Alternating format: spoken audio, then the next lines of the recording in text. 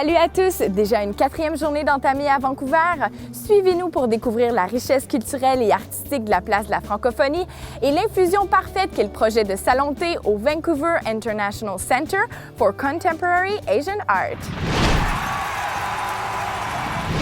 3e journée de compétition sportive avec le 10 km en biathlon chez les hommes.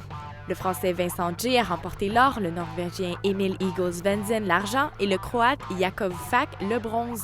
Ce fut toute une démonstration alors que Jay et Fak ont exécuté un sans faute sur le pas de tir. Au tournoi de hockey féminin, les États-Unis ont battu la Chine 12-1. La Finlande a remporté sur la Russie avec un pointage final de 5-1. C'était toute une journée de podium pour l'Allemagne lors de la luge simple homme au Centre des sports de glisse de Whistler. 2 fois champion du monde, Félix Locke a mérité l'or et son compatriote David Moller a pris l'argent. Âgé de seulement 20 ans, Locke est le plus jeune homme à avoir remporté cette épreuve dans toute l'histoire olympique. 3 fois championne du monde, Martina Sablikova de la République tchèque s'est vue décerner l'or aux 3000 mètres dames à London Richmond. L'Allemande Stephanie Becker a reçu la médaille d'argent et la Canadienne Christina Groves la médaille de bronze.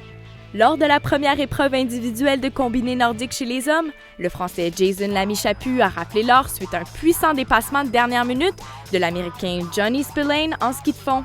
L'argent au cou, Spillane est le premier Américain à avoir remporté une médaille en combiné nordique dans l'histoire des Olympiques.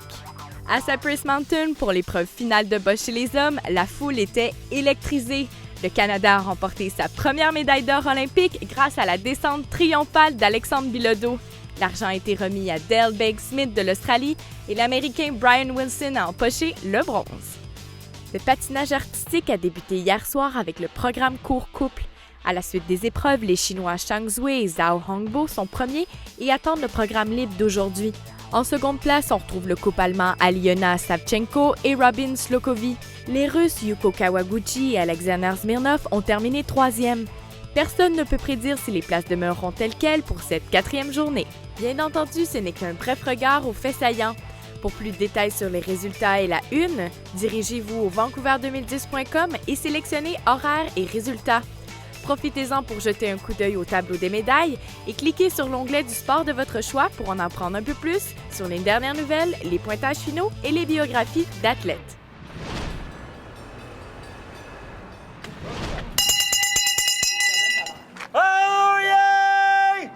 Mes seigneurs, gentildames et gentilshommes, my lord, ladies and gentlemen, l'invitation vous est lancée.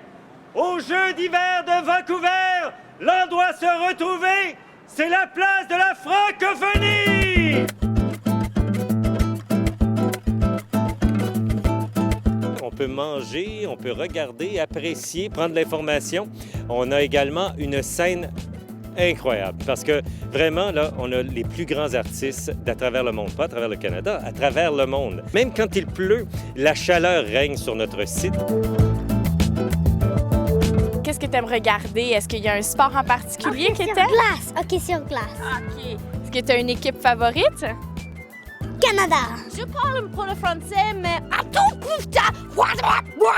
Avec ses allures de quartier latin, la place de la francophonie offrira à ses visiteurs une foule d'activités gratuites, comprenant des spectacles mettant en vedette des artistes de renommée, un pavillon agro-touristique, des lieux d'exposition et un bistrot sportif.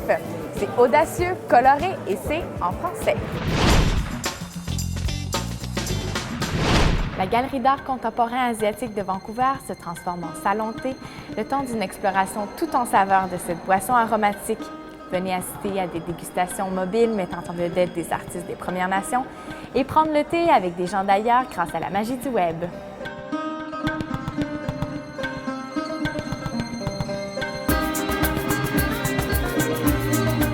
À l'Orpheum ce soir, Spirit of Uganda présente une programmation de danse et de musique qui saura fasciner tous les publics.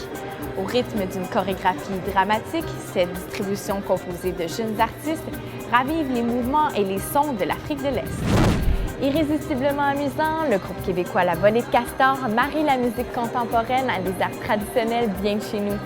Les arrangements de violon, d'accordéon et de chansons à répondre vous feront sans aucun doute taper du pied. Attendez-vous à toute une soirée à la place de la francophonie. Nyx est une fantaisie glacée qui saura faire fondre les cœurs les plus froids. La dramatique exposée vous réchauffera à l'intérieur du premier théâtre de neige et de glace du Canada, construit à même les berges du Lost Lake à Whistler. C'est jusqu'au 27 mars. Une autre magnifique journée s'achève. Merci d'avoir été à l'écoute. Demain, jour 5, profitez bien de votre expérience des Jeux de 2010 à Vancouver.